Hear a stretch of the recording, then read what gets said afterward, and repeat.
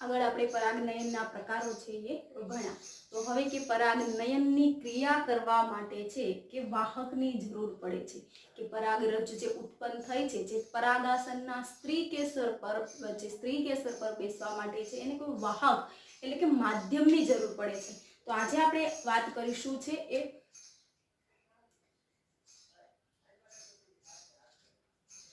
પરાગવાહકો કે પરાગવાહકો જેને કહેવામાં આવે છે. તો એ પરાગવાહકો છે એ શું કરે છે? તો કે પરાગરજ જે છે એ પરાગાશયમાંથી ઉત્પન્ન થયેલી જે છે, જે સ્ત્રી કેસરના પરાગાસન પર છે એ લઈ જાય છે અથવા તો એને સ્થળાંતરિત કરે છે. તો પરાગવાહકોની આપણે વાત કરીએ તો કે પરાગવાહકો છે સામાન્ય રીતે છે એ બે પ્રકારના છે જોવા મળે છે. બે પ્રકારના એટલે કે જૈવિક અને અજૈવિક એમ બે છે એ જોવા મળે છે. કે અજૈવિક પરાગવાહકો ઘટકો અને જૈવિક ઘટકો. તો આપણને સ્વાભાવિક ખબર જ છે કે વાતાવરણની અંદર રહેલા જે જૈવિક એટલે કે જેનામાં જીવ હોય તે, અજૈવિકનો અર્થ જ આપણને ખબર છે કે જેનામાં જીવ ના હોય એને આપણે અજૈવિક ઘટક છે એ કહીએ છીએ. તો અજૈવિક ઘટકોની અંદર છે કે અજૈવિક ઘટકો છે જે કે પાણી છે, હવા છે, ભૂમિ, તાપમાન, એ બધા ઘટકો કેવા છે? અજૈવિક ઘટકો છે. જૈવિક ઘટકોની અંદર વાત કરીએ તો કે આપણે વનસ્પતિ અને પ્રાણીઓ. તો આપણે અહીંયા છે જૈવિક વાહકોની વાત કરવાની છે. આપણે શેની વાત કરવાની છે? જૈવિક વાહકોની. તો કે જૈવિક વાહક તરીકે છે એ પ્રાણીઓ અને અજૈવિક વાહકો તરીકે પાણી અને હવા દ્વારા છે એ પરાગવહન છે એ થાય છે. તો આપણે જૈવિક અને અજૈવિકનો અર્થ સમજ્યા કે જે જૈવિક એટલે કે જેનામાં જીવ છે એ પ્રાણીઓ અને વનસ્પતિ. અજૈવિક ઘટક પાણી, હવા, તાપમાન, ભૂમિ, વરસાદ એ બધા છે એ વાતાવરણના અજૈવિક ઘટકો છે. તો કે અજૈવિક ઘટકો પાણી અને હવા દ્વારા છે એ થાય છે.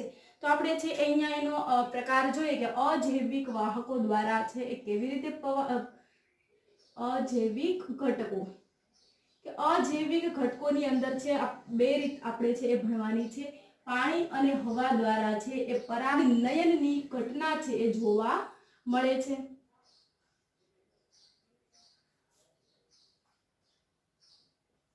કે હવા અને પાણી દ્વારા જે પરાગનયનની ઘટના છે જોવા મળે છે.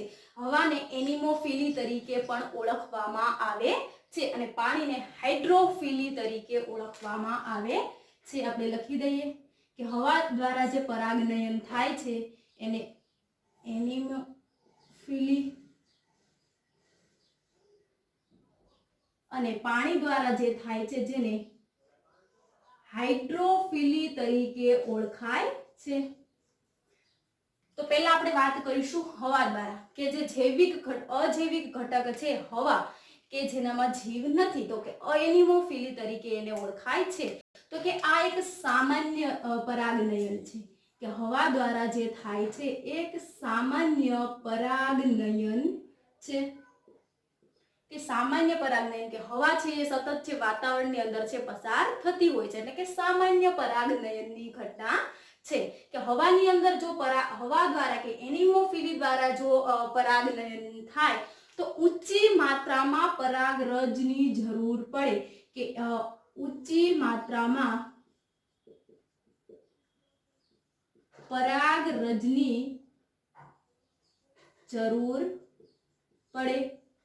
કારણ કે હવા દ્વારા થાય છે તો ઊંચી માત્રાની અંદર પરાગરજની જરૂર શા માટે પડે?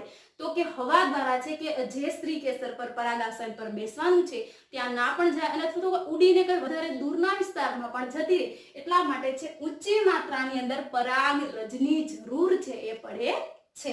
તો અહીંયા જે પરાગરજ છે એના લક્ષણો છે કેવા હશે? તો કે એ પરાગરજ છે એ સૂકી હોવી જોઈએ, ભેજ રહિત હોવી જોઈએ, ચિકાસ રહિત હોવી જોઈએ અને નાની એનું કદ છે એ નાની હોવી જોઈએ, જેના કારણે સરળતાથી છે એ પવન સાથે છે એ એક જગ્યાએથી બીજી જગ્યાએ એનું સ્થળાંતરણ છે એ કરી શકે છે. તો કે એ સૂકી, ભેજ રહિત, ચિકાસ વિહીન અને છે એ નાની છે, એની પરાગરજ છે એ હોવી જોઈએ. જે એ પરાગરજના છે એ લક્ષણો છે. તો કે આપણે જોઈએ છે કે પરાગરજ છે કેવી રીતે છે એ વહન થાય છે. તો કે સામાન્ય રીતે કે જે સ્ત્રી કેસરની પરાગવાહિની છે, પરાગવાહિની છે સતત હલનચલન કરશે, કે પરાગવાહિની સતત હલનચલન કરે અને તે પરાગરજને પકડે છે. કે હવાની અંદર છે જે પરાગવાહિની જે છે સ્ત્રી કેસરનું પરાગાસન અને પરાગવાહિની છે એ સતત હલનચલન કરે છે અને જે પરાગરજને છે એ પકડી રાખે છે અને પછી છે એ પરાગદયની ઘટના છે આપણે જોઈ શકીએ છીએ. કે મોટા ભાગની હવા દ્વારા જે વનસ્પતિઓ થાય છે એમાં મોટા ભાગના જે પુષ્પો હોય છે એ એકલિંગી હોય છે. આપણે છે એ આગળના અંદર જ ભણી ગયા હતા. એકલિંગી કે એકલિંગી વનસ્પતિ છે અથવા તો કે એકસદની જે વનસ્પતિઓ છે, બધી વનસ્પતિઓ જે છે એની અંદર છે કે બંને વનસ્પતિઓના જે પ્રજનન અંગો છે એ જુદા જુદા હોય છે. પુષ્પની અંદર ફક્ત સ્ત્રી કેસર હોય અથવા તો પુંકેસર હોય, એટલા માટેની પરાગનયનની જરૂર પડે છે. તો કે એકલિંગી પુષ્પો છે સામાન્ય રીતે કે ઘાસ, નાળિયેર એ બધાની અંદર જે છે એ હવા દ્વારા છે એ પરાગનયન છે એ થાય છે. બીજો આનો ભાગ જોઈએ કે આ પરાગરજ છે એ ખાવા લાયક હોતી નથી.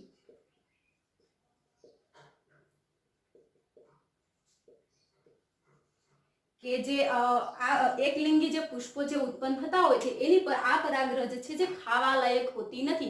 આપણે આંતરિક રચના અને બાહ્ય રચનાની અંદર જ્યારે ભણ્યા હતા ત્યારબાદ આપણે જોયું હતું કે પરાગરજ પણ છે એ ખાવા લાયક હોય છે. એની ટેબ્લેટ્સો છે એ બજારમાં મળતી હોય છે. કે જે રેસના જે ઘોડાઓ છે અથવા તો કે રમતવીરો છે એનો બાહ્ય દેખાવ છે સારો દેખાવા માટે છે પરાગરજ છે એ ખાય. પરાગરજની જે ટેબ્લેટો છે એનો ખોરાક તરીકે ઉપયોગ કરે છે. તો કે આ પરાગરજ છે જે ખાવા લાયક હોતી નથી. બીજું એનું ઉદાહરણ આપણે જોઈએ કે પાઇનસ. જે પાઇનસનું જે વૃક્ષ છે જેમાં પીળા રંગના વાદળો છે એ સર્જે છે.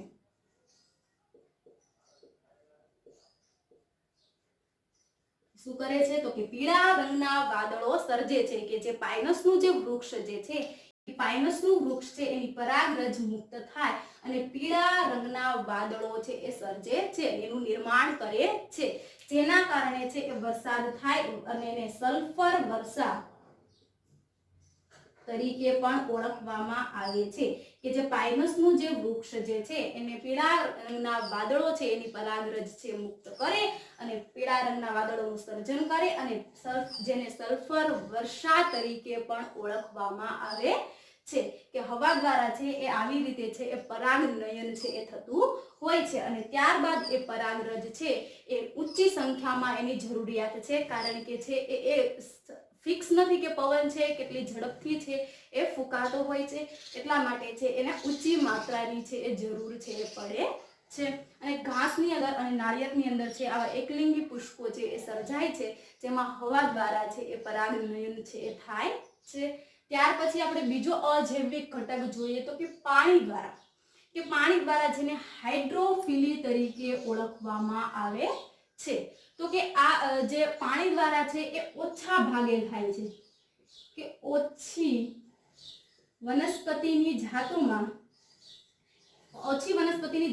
એટલે કે 30 પ્રજાતિઓ જે છે એમાં જ છે એ પાણી દ્વારા છે એ પરાગનયન થાય છે. જ્યારે હાઇડ્રોફિલા છે કે મોટા ભાગની વનસ્પતિઓમાં હવા દ્વારા પરાગનયનની ઘટના થાય છે. જ્યારે સપુષ્પી વનસ્પતિઓની આપણે વાત કરીએ એટલે ઓછી વનસ્પતિઓ એટલે કે 30 જ પ્રજાતિઓ જેવી છે કે જે હાઇડ્રોફિલી દ્વારા છે એ પરાગનયનની ઘટના છે એ સર્જતા હોય છે. કારણ કે જે આ કેવી વનસ્પતિઓમાં જોવા મળશે તો કે જલીય વનસ્પતિઓમાં. કે જે જલીય વનસ્પતિઓ છે એ જલીય વનસ્પતિની અંદર જ છે હાઇડ્રોફિલી દ્વારા છે એ પરાગનયન છે એ જોવા મળશે. તો કે જલીય વનસ્પતિઓ કઈ તો કે જલીય વનસ્પતિની આપણે વાત કરીએ તો કે જલીય વનસ્પતિ છે જળકુંભી, અને જલીય લીલ. આ બંને વનસ્પતિઓ એવી છે કે જેના પુષ્પો જે છે એ પાણીની સપાટી ઉપર છે જોવા મળે છે. કે આ જળકુંભી અને એના બંનેના પુષ્પો છે એ પાણીની સપાટી પર હોય છે. કે પાણીની સપાટી પર હોવાના કારણે છે એમાં પરાગનયનની જે ઘટના જે છે એ હવા દ્વારા પણ થઈ શકે અને કીટક દ્વારા પણ થઈ શકે, પરંતુ એ પાણીની અંદર સમાવેશ છે એટલે કે હાઇડ્રોફિલી દ્વારા પણ એમાં જળ જે પરાગનયન છે એની ઘટના છે એ થઈ શકે છે. ત્યાર પછી આપણે જો જોઈએ તો કે બીજી જે જલીય વનસ્પતિઓ છે, હાઇડ્રીલા, દરિયાઈ ઘાસ,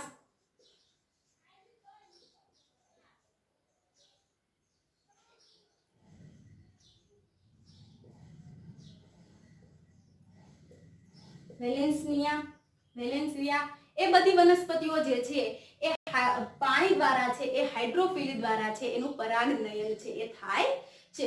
જે કે વેલેન્સિયા જે વનસ્પતિ જે છે એના પુષ્પો છે એ કંઈક અલગ છે આપણને જોવા મળે છે કે આ દરિયાઈ ઉપરની જે દરિયાઈ સપાટી છે તો કે દરિયાઈ સપાટી ઉપર છે કે એ પુષ્પો જે છે કે એમની પરાગરજ છે એ અહીંયા આપણને જોઈ શકાય છે કે એ આવી રીતે છે. આ પુકેસર એમનું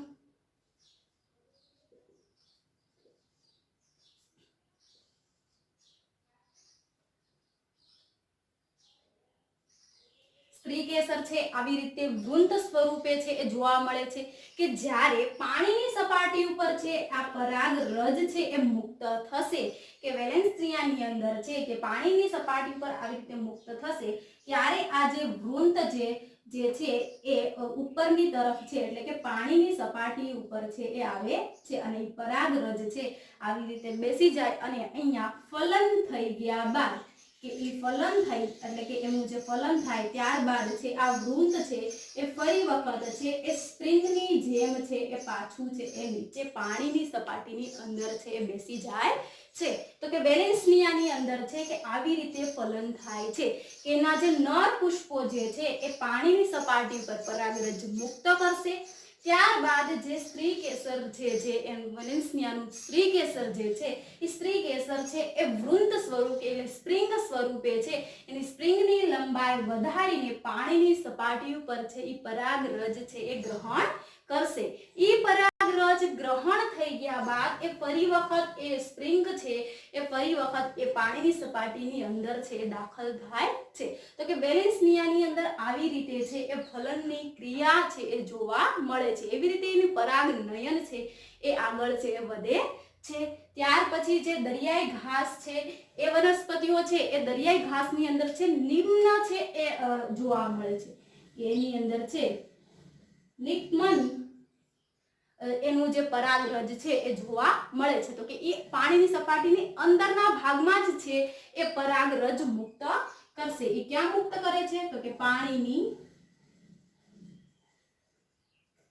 અંદર જ પરાગરજ છે એ મુક્ત કરે છે. તો કે એવી રીતે છે આમાં છે એ ફલન છે એ જોવા મળે છે. એમ સ્ત્રી કેસર અને એના જે સ્ત્રી કેસરની અંદર જે પરાગાસન છે એ પરાગરજને છે એ ગ્રહણ છે એ કરે છે. આમ એક ગ્રહણશીલ છે એ બને છે. તો કે પાણી રીતે છે આવી રીતે છે એ પરાગ વાહકો છે એ વહન કરે છે. કે આપણે અજૈવિક ઘટકો જોયા કે હવા અને પાણી જે અજૈવિક ઘટકો તરીકે ઓળખવામાં આવે છે. તો હવે આપણે આગળ વાત કરીશું એના જૈવિક ઘટકો જેની અંદર આપણે અભ્યાસ કરવાનો છે ફક્ત પ્રાણીઓ વિશે કે પ્રાણીઓની અંદર કેવી રીતે છે એ પરાગ વાહકો છે જે પરાગરજને એક જગ્યાએથી બીજી જગ્યાએ છે એ વહન છે એ કરાવે છે. તો આ છે એના અજૈવિક ઘટકો. હવે આપણે આગળ વાત કરીશું જૈવિક ઘટક વિશે.